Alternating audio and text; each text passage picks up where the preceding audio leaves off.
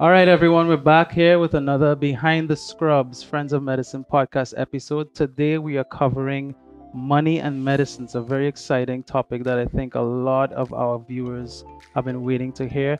I have some amazing experts here on the panel this evening to discuss their experience in the finance world and how they help us in the healthcare profession deal with issues that arise throughout our careers from the time we enter medical school, nursing school, dentistry school, right through training into the mid and end of our careers, into retirement. And what are some of the things that we need to be focusing on as young professionals to set ourselves up for success? So I'm the founder of Friends of Medicine. I'm Andre Coombs. I'm a trauma surgeon here in Miami, Florida. And I'm proud to introduce some of these experts in finance to our community of healthcare professionals in Friends of Medicine and beyond. And I'm going to say thank you to our sponsor, Impact Wealth Advisors, and I will let Dave Daquette start off the introductions today. Dave? Excited to be here, Andre. Thank you for having me. So I'm Dave Daquette, financial advisor and the president of Impact Wealth Advisors. Thank you so much for having us. And a little bit about what you do in the spectrum of financial advice that you give to professionals. Yes, I work with everybody from residency through retirement. And I'd say the vast majority of my clients are in the medical community. My wife is a orthopedic physician assistant. So I've been working in this community for over a decade now. And it's, love to see what you're doing and the impact that you're having on the medical community. So kudos to you. Thank you very much. We met about a year or so ago, or just over a year. And so far, the impact, no pun intended, that you've had on our group has been really great. And I appreciate you taking the time to come here and sharing some of your knowledge with us. Thank you. Yeah, you're welcome. And we have Pedro, a very good friend of mine and a new member of the Friends of Medicine community here with us today to share some of his knowledge. Pedro, you want to introduce yourself? Thank you, Andre. Oh, Dr. Coombs. That's fine. I really enjoyed the Play with Words with Impact just a second ago. That was great. So Pedro Rojas, I'm the president and founder of Platinum Advisors. We are a growth advisory agency for the practice industry or outpatient clinics. Everything that we do, it's just focused on the growth of these clinics, and we are 100% focused in the healthcare industry. So you focus more on physician practices that either want to acquire or sell, that kind of Absolutely. thing? That is part of what we do. Mm-hmm. The greatest bulk of our business is understanding when somebody or some group is trying to grow, and the fastest way for them to grow is through acquiring some of their competitors. Mm-hmm. On the other hand, we also help them with management services. We also help them improve their contract strategy and positioning, and as well doing just mundane activities like billing, coding, HR, legal. We help them with a one-stop shop for them. And at the end of the episode, we're going to leave all the links at the bottom where you guys can click and see the work that these young professionals in finance are doing for us in the healthcare field and how you can find them and reach them, okay? Hyacinth, welcome. One of our new members of the Friends of Medicine community. Yes, you look lovely today. Thanks for joining us. Thank you. Tell us about yourself. So my name is Hyacinth Henderson. Where am I looking? Anyway, Hyacinth Henderson. The name of my firm is the Henderson Financial Group. I am the co-CEO of the Henderson Financial Group. We do full service financial planning and investment advisory. And I'm the money and mindset lady. I love talking about mindset, getting to the root of some of your money decisions and going deep. That's what I do. Thank you for having me. I love that. Hyacinth has just recently joined Friends of Medicine community, and she's brought such spice and activity to the group chat, and always sharing amazing articles with us. So we appreciate you being a part of us. Thank you. Anthony, my man. Yes, How's it going? How you doing? My name is Anthony Vanaki, and my company is called Deliver Capital. What I do is I figure out every single creative way to get you guys as much money as possible, either to grow or start your businesses. We're connected with over 500 banks nationwide, and I've been doing this for over 20 years in the finance industry, and I help people either optimize their credit profiles, their financial profiles, so that every bank will say yes when you go and apply, so that you can really start your dreams. Thank you. And I have a personal story with Anthony that I want to share. That I was in a slum with the Friends of Medicine organization with funding, and I really didn't know where to turn. And Anthony introduced me to some opportunities to get that funding really, really quickly. And I would like to share his expertise with my community because, it helped me so greatly. And that's part of what Friends of Medicine is all about, finding professionals and the who's in your network that can help you in times of need and also in times of growth, because sometimes you have great opportunities, but you don't know how to get to the next level. So it's not just in times where you're suffering or struggling financially, it's when you actually want to go to the next level and grow. We need professionals that know how to do it so that you don't lose in the long run. So having said that, I would like to start by saying, life as a healthcare professional is very linear in terms of you go to medical school, you go to residency, you go to fellowship if you're a physician, and then you start your own practice or you work for a group or a hospital. You may do some travel activities, some like locums. And for the nurses, it's a similar path. They go to nursing school. They may or may not want to do bedside nursing, administrative care, or they may decide to do the nurse practitioner route, CRNA, work in the operating room. So it's pretty set in terms of what happens next. And there's a lot of studying, a lot of time and sacrifice of your life that goes into becoming one of us in this career. And we tend to forget, not necessarily forget, but don't have the time to dedicate towards learning and educating ourselves about personal financing and business financing. So when we get to that point where we want to open a practice or, contract negotiation, if we want to join a practice or a hospital system, we rely on professionals like yourself to guide us. And sometimes that guidance is not there or we get poor advice. So what we want to do as a community is bring those professionals like yourselves that have helped us along the way and have a track record, you're reliable, and you have the experience, and expose you to our wider audience. And there's lots of folks like you out there, but all of you have a personal connection to me, and I trust each and every one of you and your advice. And that's why I wanted you guys to come on the show today and share that with our audience. And I really appreciate you for that. Of course. Thank you. So when we get into med school, we incur a lot of debt, student loans. And, you hear a lot about, there's a lot of politics behind paying off student loans now also. It's a big topic. And we have some medical students in the audience here. And we have a couple questions from the medical students. I have one written down here that pertains to the whole paying off student loans and advice with regards to that. But then after medical school, we go into residency and we incur more debt because now, even though we're getting paid, we're not getting paid as much. And you have to find somewhere to live. You're buying a car, you might want to get married and have a wedding, etc. So the debt piles up. And then after residency, there's fellowship. Or if you're finished with nursing school, you go into a CRNA or nurse practitioner. And there's more debt, there's more education, etc. So you find you spend 10, 15 years of training and then you come out without any knowledge or financial foundation. Then you either continue down a path of debt or reckless spending because now you're exposed to a higher income and you don't know what to do with it. Or you can find a professional that can guide you along that way. So I'm going to let Dave start off with giving us some advice on what a medical student can do to set themselves up for success financially from the moment they start medical school right through their training. Like, what advice do you have from a med student that came to you and said, hey, Dave, just got into med school and, I see a lot of my seniors and my attendings struggling and they're in a lot of debt and they're telling me, don't do it. What do you have to say to those students that are afraid of the financial burden that they're facing going into medical school or nursing school? Yeah, so Andre, it's a great question. And I think oftentimes medical students get overwhelmed with the amount of debt that they're taking on because it is significant, right, to get through medical school.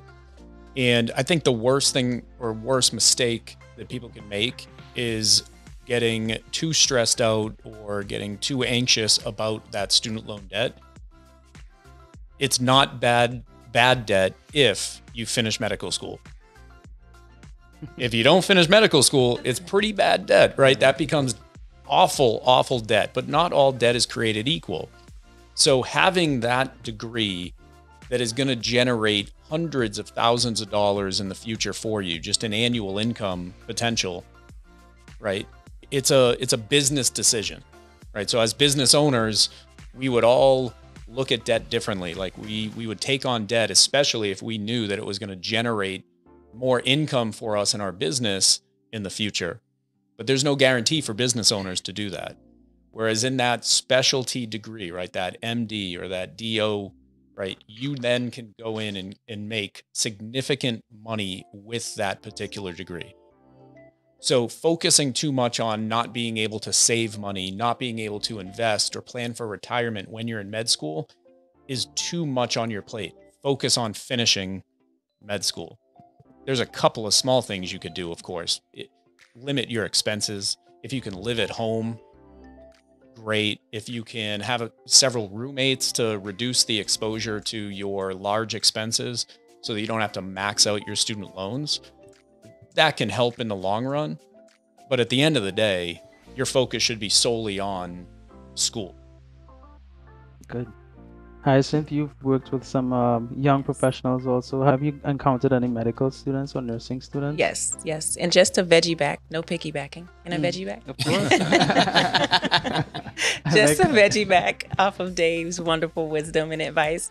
I agree. You should focus on your focus. Like, you're going to be a doctor. You're never going to be without work or poor, so to speak. And when I say poor, I'm going to use this word a lot. When I speak, I mean passing over opportunities repeatedly. Poor. So when you hear that, over opportunity. Oh, I like that. I like that. So don't like she's calling me poor. If you're passing over opportunities repeatedly, maybe you're poor. But to Dave's point, focusing on medical school and looking at debt as an investment in this space and time in your life is important, while also thinking about how you're going to handle debt. Because we don't want you to kick the can of debt down the road, because there is something that is always going to be with you. It's sneaky, and it's called interest. And it doesn't say hi, it doesn't pay any bills. Actually, it adds to the bills. And so while you may take out $100,000 in debt, if you continue to kick that can down the road and not address it, then interest is going to be waiting on you at the door like, hey girl, hey, I'm here, right?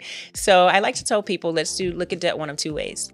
First of all, ask yourself if you're going to pay off debt immediately. If that's going to be your goal, right, then you fall in that bucket where I'm going to pay my debt off immediately. And that means when I graduate from medical school and go into residency, and then from residency go into attending, right? I knew it was an A. I don't know why apprentice attending. Then is debt going to be my priority and paying off my debt? If so, then you fall into that bucket. The other bucket I like to ask people to think about is, are you someone who's going to pay the lowest payment possible, income-based repayment, with the expectation that you will have your debt forgiven? And so there are lots of programs that allow physicians to have their debt forgiven. Of course, you have to work at certain places, public health, things like that. But you get to pick a side, right? Notice one of the sides of the coin is not ignoring debt. One of the sides of the coin is not vilifying your debt. One of the sides of the coin is not saying just forget about it. It's either I'm going to pay it off as soon as possible, or I am going to pay the lowest payment possible and then get it forgiven. And look at your debt, to Dave's point, as an investment. You are investing in your future. That's my take on that. I love that. So the medical students in our audience have sent us a couple questions, and we'll address these systematically. And I think you touched on a couple of these points also, Hyacinth. So one here is, most medical students do not have jobs. What's the best way to invest for someone like me who has little to no income and is borrowing money from the government to survive? Should a medical student be investing or thinking about investing? Or should they just focus on finishing medical school as a priority? You go first, I go second. Yeah, so it depends. And a lot of, I'm assuming what we're going to talk about is it depends answer, unfortunately. I also, sorry to cut you, Dave, but I also want to emphasize the point here that she's making, that they come out of this in their late mid-20s to early 30s. So in their mind, they're late to the game, you know? And they're not. And they're still in school. Right. Yes. Yeah. They're not late to the game, right? It's one of those things where, in all reality, you don't need to invest while you're not making any money. There are no get rich quick schemes. Just doesn't exist, right? So a lot of people, I would say, got caught up in the crypto phase. And it's not that crypto is bad or good or anything like that. It's just, I'm sure we've seen it all, right? Where they thought, if I just go and buy X, Y, and Z crypto, I'm going to become rich. And they were leveraging whatever they could in order to invest in that. And just don't get caught up in any of that.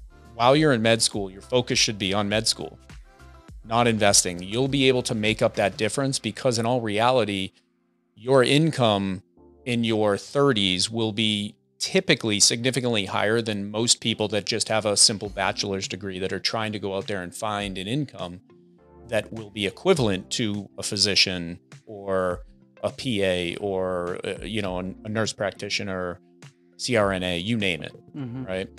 You can make up that difference with that additional income and being able to be efficient and productive with your savings. Yes. So don't get overwhelmed with thinking you're behind. You're not. Right. You have plenty of time to catch up. And quite frankly, you don't have income to invest. Now, if you have a spouse making decent money while you're going through school, that's the caveat. You may have the ability to, as a couple, start to put money away and be efficient with that planning. But that depends on that additional income, of course. Right. That's very important. I think another aspect of this is developing habits early on in your career, even as a med student, as early on as being in medical school. Develop habits like paying off your credit card on time, developing good credit history, etc. And I think Anthony and I have had a lot of discussions over the last, 6 months about the importance of maintaining a good credit history. And I want Anthony to give us a few words of advice when it comes to credit and an ability to get funding for some bigger projects that you may have when you come out of training, like opening a practice. Or what do you have to say about credit? And I think credit is one of the number one things you need to preserve and understand. If all goes down, you can always rely back on your credit to be able to put yourself back up. It helps you buy time, resources, access, and understanding how your credit works, the mechanics, right? The different ways of how to strengthen it, how to increase, the total overall, limits. When it comes time to take advantage of an opportunity. And if you're not born with a silver spoon or have, a rich family, so to speak, then what do? You either have a project and you ask investors to invest into you, or you can leverage the banks to invest into your project. And if you have a good enough plan, you can generate wealth very, very quickly. But it all starts with credit. And then the next thing that we look at is your financials and the strength of that. And so there's all these different programs for either startups, if you don't have any revenue, especially with doctors. If you have that medical license, for some reason, I know that the reason is very low risk because of the amount of money you guys can make by having that license is very low risk for these banks. And so you can graduate college in a matter of 1 or 2 years of your seasoning of your residency, et cetera. And then you can acquire a business or start a business within 1 or 2 years after graduating. The bank will give you anywhere from $500,000 to $750,000 to start your practice if that's something necessary. But again, if you have bad credit, then you're a low risk factor. And so that then just, your credit is like your resume. And if you don't pay your creditors on time, it shows your history, your behavior. Right. Why would they want to work with you if you don't do it? So there's all these different mechanisms in these places. Yeah. I mean, I've experienced that myself, 1 or 2, no more than 2 missed payments. I don't know, a credit card got stolen. It was an auto pay and I never got the emails. I'm busy at work. And then you get a letter from the debt collectors, and then you see your credit score drop to 100 points, and you're like, oh my God, what is happening? And you don't know what to do, who to turn to, and that follows you for years. 7 years, basically. Yeah, and you feel handicapped, you can't do anything. Pedro, how does credit impact on someone looking to buy or sell a practice when they're in like mid-career? they're a family physician office and they want to, expand or sell, retire. How does their personal credit impact that actual decision? So, just as Anthony just mentioned, credit is your resume for who's going to provide you with the capital, which in this case, in the United States, mostly how entrepreneurs get their first round of capital is through the SBA. Or therefore, for those who don't know, that's the Small Business Association. Small Business Association. So basically, these are funds from the federal government that they are allocated to provide to entrepreneurs so they can grow their business, get them started, or even taking it out from bad situations. Right. So how does the credit impact this? If you have a bad credit, you will not be able to apply for one of these loans. So you can take that opportunity off the table. Now, you have to have a pretty bad credit to not qualify at all for this, but it happens. As you will mention, you only had 2 or 3 instances that there were normal issues at all. You forgot to pay the bill once or twice, and suddenly your credit dropped 100 points. Right. But even if you get it back up to like almost 800, it's still impacting you. It still impacts you. This history. Exactly. So as Anthony mentioned, this is something that is extremely important to keep an eye on and to be able to constantly improve it. It's one of these things that if you don't work on it, it's going to decline. Right. So if you want to have a business, if you are looking to go into the entrepreneurship route, or even if you just want to have different side hustles, your credit score is going to be a pretty important subject that you need to pay attention to. Right. I think it also impacts when you're trying to get a loan, correct me if I'm wrong, and you don't have enough of a track record of income, monthly statements, etc. And the banks or the lenders have nothing to go off, so they look at your personal credit to leverage whether you're high risk or low risk. Is that correct? That is correct. So probably the best thing a medical student or a resident or a nursing student or early in your career you can do for your financial success or your future is to start building these healthy habits and keeping your credit history healthy, more or less. We've seen people come out of school with 0 credit history. So they've never owned a credit card. They've never had an auto loan. They've never had any loans themselves. And it's maybe an evil system. I don't necessarily know, but you have to have lines of credit in order to build credit, right? So never taking on debt, never opening a credit card actually isn't a good thing to build your credit. I think this applies to some of our foreign medical grads. I myself was a foreign medical grad when I got to the US, I don't know, 14 years ago maybe.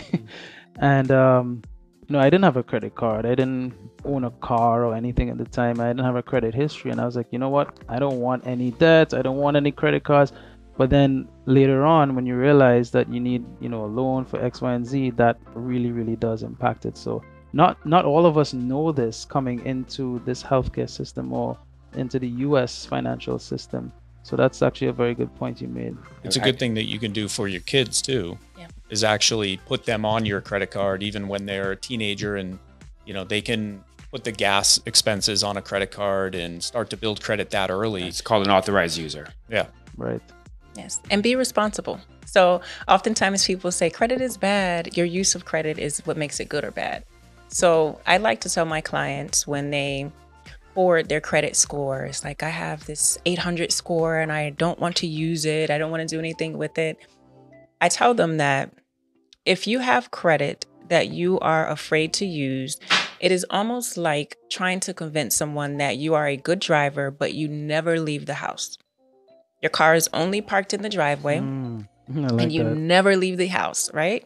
And so how do I know that you're a good driver? You have a car, but you never drive it anywhere. I don't know if you're able to maneuver through traffic, if you are a defensive driver. I don't know all these things. And oftentimes people shy away from credit because they have been told or taught that credit is bad and not to get into credit, not to take out credit.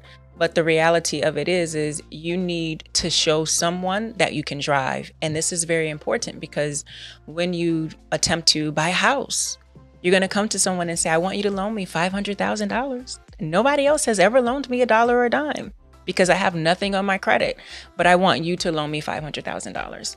How do they know your ability to repay the credit? How do they know your ability to handle this type of debt? They don't. And so when you think about credit in that way, I like to tell my clients also to understand that your credit report tells the story without you opening your mouth. Someone can take, here's my social, here's my date of birth. I don't have to tell you anything about me. Pull my credit report. And they're either going to, hey, yes, what do you need? I can give you everything you need. Or they're going to be like, get her out of here immediately, right? So when you think about your credit report in that way, then you can be a better steward over your credit, managing your debts, being very choosy about what you go into debt to buy, because there's something that is called the price versus the cost. So when we use our credit cards and we look at the price of something, and it may be $100, maybe it's a vacation to wherever we want to go and it's $1,500. If we are not in a position to pay that down, the price tag may have been $1,500, or that shirt may have been $250. But by the time you pay it off, it may have cost you 2 or 4 times that. And that's something that's very important that medical students, residents, attending can keep in mind throughout your entire journey. So it's like, okay, let me find the dance. Credit is not bad, but I'm not going all the way to the deep end either. Let me go ahead and give a little something that they can, some actionable tasks that they can do. So this is what I like to call the perfect credit program, perfect credit formula, and how to get to an 800 credit score. Mm-hmm.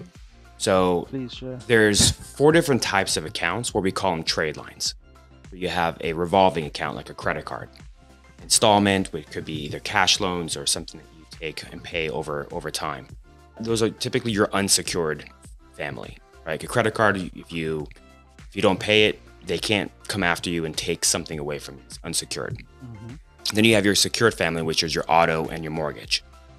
So those are the 4 different types of accounts that exist. You should have, this is what I like to coach, have a list, a minimum around 3 to 5 credit cards. Because the stronger your credit profile, the more it will help you actually 2 years ahead of the road because of the history. So the next second of that is your age factor. So the longer of establishment, the higher the score goes up. So everything in finance is a law of 2. 2 years minimum accounts, 2 years of age, 2 years of tax returns, 2. It will follow you with the law of 2. Know what you want to do 2 years ahead of road. And so the next part of that is called your credit utilization.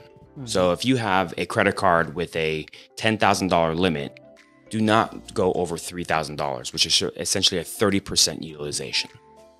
So that 30% utilization, if you go above that, then it starts to reflect, you start to become a more of a higher risk factor. Actually coming directly from FICO, from the FICO scoring system, a 1 to 6% utilization on your credit report will give you a higher score, even if you paid it off at 0%. So if you paid it off and you have a 1% balance, it actually gives you a higher credit score. Don't ask me why, it comes directly from FICO. Your next is your payment history. So no lates, collection, charge-offs, bankruptcies, all this can stay on your credit report for about 7 to 10 years. So what I like to say is be systems dependent, not human dependent. Put everything on auto pay. Mm-hmm. So if you go on vacation for a month, if you forgot to make that one credit card payment, your score, as you said, will go down 100 points. Guilty. Or you're a surgeon and you are focused on saving people's lives. And the last thing that you're going through is, did I forget to make that one payment? So just get that out of your mind and just be dependent on that. Right. And last but not least is your credit inquiries. So the rule of thumb is no more than 6 inquiries per 6 months. If you have any more, you can get denied regardless of what your scores are. Interesting. So every inquiry could be worth 10,000 or it could be worth 100,000. And are we talking personal and business loan? That rule doesn't matter if it's business or personal. Okay. It's just a rule of thumb. So every 6 months. So the next tier is 12 months of age, and after 12 months, it doesn't really have an impact on your credit report, but just for perception's sakes. This is kind of the hygiene of what you need to follow, like a roadmap. And by having that, it will really increase your credit score. I'll give you a real quick example. About 4 or 5 years ago, I had about a 650, 660 credit score. I took out a $45,000 personal loan, and I bought a car. It was like $50,000 or $60,000, and I acquired maybe like 4 or 5 different credit cards. My score went from a 650 all the way to an 800 in a year and a half. Just because now the credit bureaus have data and information, your payment history. Now there's strength. I say you should have a minimum around $30,000 to $50,000 in limits or exposure on your credit, which is really contradictory if your family says, look, debt is bad. Right. Do not get that. If you can't pay for it in cash, then don't do it. And that's not the right way, in my opinion, of how to things. As for what you were saying, is that you need to establish, history where when the opportunity comes and you need to use your credit and you haven't built it, you're going to lose. Anthony, quick question. People often ask, should they close a credit card that they haven't used in Absolutely a long time? not.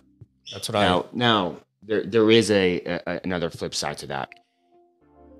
I try to avoid some of these really, like Credit One, First Progressive, a lot of these type of cards that are really small. They're really small credit. and they're not the greatest. There's other ways of actually building your credit though. So if you started out and you have 2, 3, 4 of these different accounts, and then that helped build your credit profile.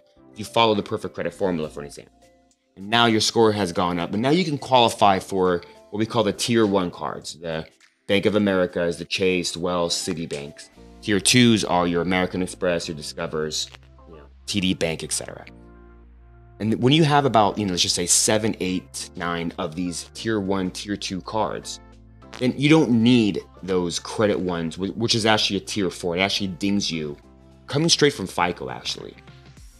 And so these are the furniture. Like oftentimes you get 0% to buy your furniture for your new home. Do not go to your Macy's and get your Gap or Victoria's Secret kind of credit cards. Would stay away from those. Okay. Those are your tier 4s. And the whole psychology behind that is that when you're asking a bank to, hey, I'm trying to buy a business or another existing practice that's cash flowing, and then buying that business is going to make me a lot more money, etc.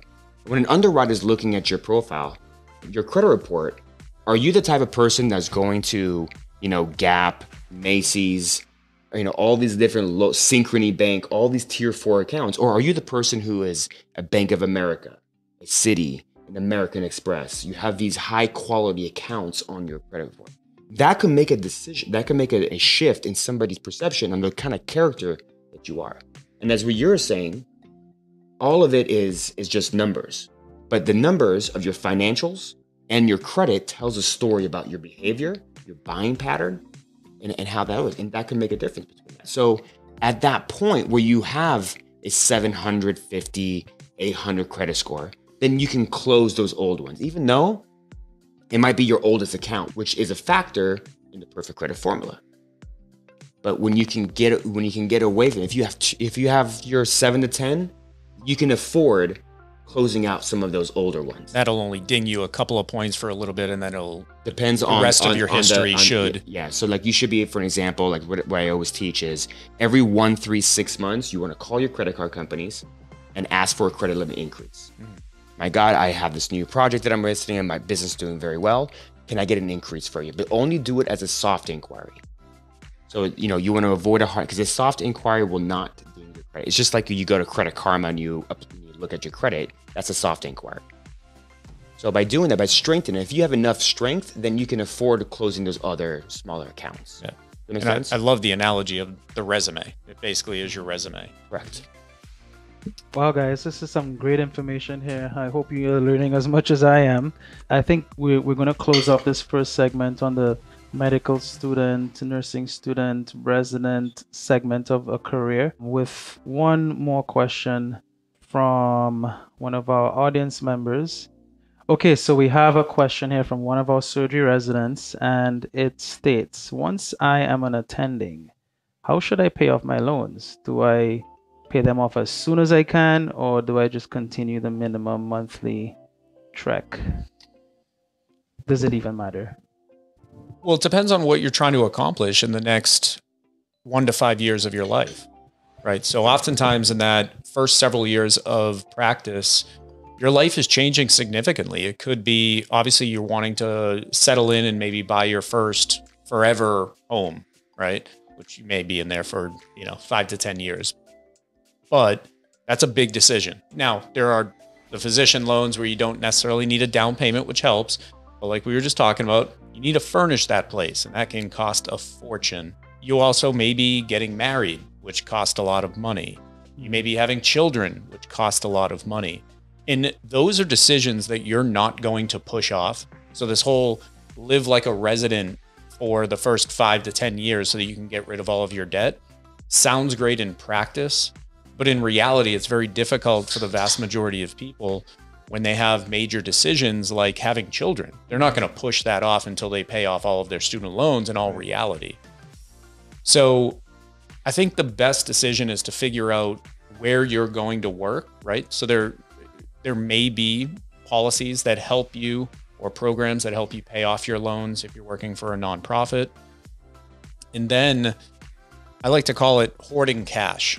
You need to focus on building your balance sheet and hoarding cash, because there are going to be great opportunities that present themselves, potentially buying into a practice, buying into a surgery center that can increase your income significantly, that will enable you to easily pay off that student loan. So you could limit the minimum payment, and then every 6 months decide, I've hoarded all this cash. What do I want to do with it? Okay, is there a business decision to take advantage of? Is there a marriage a wedding I'm paying for? Or are we about to have a child or a divorce and I need to do this? That happens. I don't think you plan for a divorce, though. You never know. Yeah. Right? But you have all of these decisions. And if you've hoarded all that cash, and let's say there's nothing really going on, now you can make a big lump sum payment to the higher interest loan, right? You can apply one payment to the higher interest loans potentially and really have a game plan like that. But you want to have the boardroom like we're sitting with right now to make sure that they're analyzing your situation, because we're all emotional about our own money. And having one of our major benefits of our job is we're not emotional with our clients' money. We're able to look at the fact pattern, understand what their situation is, and provide that advice, just like physicians are for their patients, right? I'm sure you're not sitting there going, you're morbidly obese, but I know you love chocolate, so just keep eating it. Right? No, you need to have that, discussion with them to make sure that they're doing the best thing for them. All right, guys. Wow. We are inside the boardroom of Behind the Scrubs, and we're getting some great information on personal finances. And I think we're going to wrap up this first segment. The next segment, we're going to focus more on, you've just started your career, mid-career, you want to buy into a practice, a surgery center. Towards the end of your career now, what do you do for retirement purposes? You want to sell your practice. What do you do with all this investment opportunities that have come your way throughout your career? So, that part I think Pedro will be able to help us, guide us a bit more on also. And you guys can feel free, visit our website, www.friendsofmed.com. Check out all the resources that we have to assist you in whatever aspect of your career you're in, from med student, nursing student, to the very end of your careers. Visit us on Instagram, friends_of_medicine. And, we're going to come back soon and talk about the mid to end career and talk to our advisors a little bit about how we can maximize our finances throughout this healthcare profession. I'm Dave Daquette, the founder and president of Impact Wealth Advisors. We're thrilled to be a part of Friends of Medicine and the wonderful work being done to create an impact in the medical community. Impact Wealth Advisors is a comprehensive financial planning firm that specializes in helping medical professionals alleviate the unique stress that revolves around their financial life. Medical professionals typically face challenges such as six-figure student loan debt, high tax rates, lawsuit risks, and delayed savings and retirement planning. However, with the planning process offered by Impact Wealth Advisors, clients can go to work come home, enjoy time with friends and family without stressing about whether or not they're making the right decisions for their future. We offer a complimentary consultation that can be scheduled by scanning the QR code. If you're a medical professional seeking financial planning assistance, Impact Wealth Advisors is the perfect solution to help you navigate the unique challenges of your profession and can help you work to secure your future.